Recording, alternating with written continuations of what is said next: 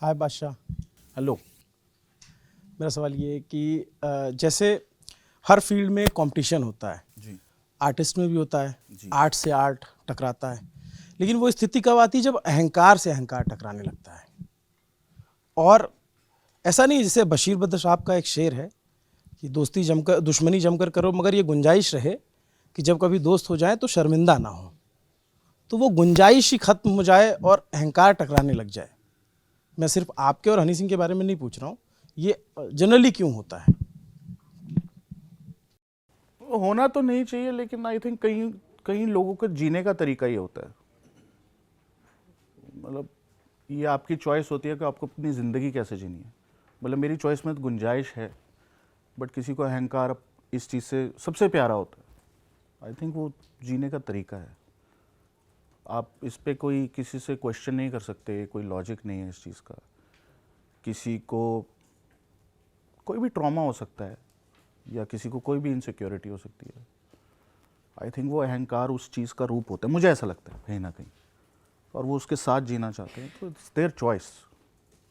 आपकी तरफ से गुंजाइश है कि हनी सिंह के साथ एक गाना बन सके? नहीं, गाना तो नहीं बन पाएगा।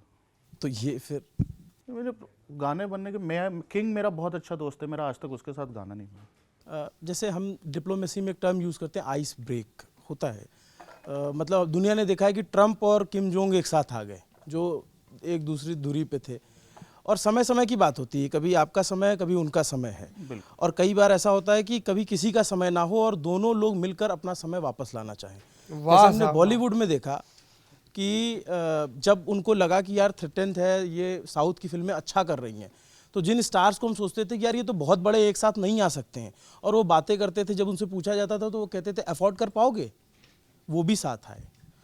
तो ऐसा कभी गुंजाइश हो कि 50 साल 60 साल की उम्र में लगे कि यार नहीं यार ये गलत हो रहा था, हम साथ में कर देते तो एक तहलका हो जाता? नहीं, नहीं है वो गुंजाइश। ऐसा क्या वजह है, मतलब कुछ? यार कोलैबोरेशन के लिए अभी तो वो स्टेट ऑफ माइंड नहीं है, बाद में हो तो प्रॉब्ली पता नहीं, बट आई थिंक आइडियोलॉजिकली काफ़ी डिफरेंसेस हैं। और एज अ आर्टिस्ट कैसे देखते हो आप? एज एन आर्टिस्ट ही देखता हूँ, एज एन आर्टिस्ट ही कोलैबोरेशन की बात कर रहे हैं, वही देख रहा हूँ मैं।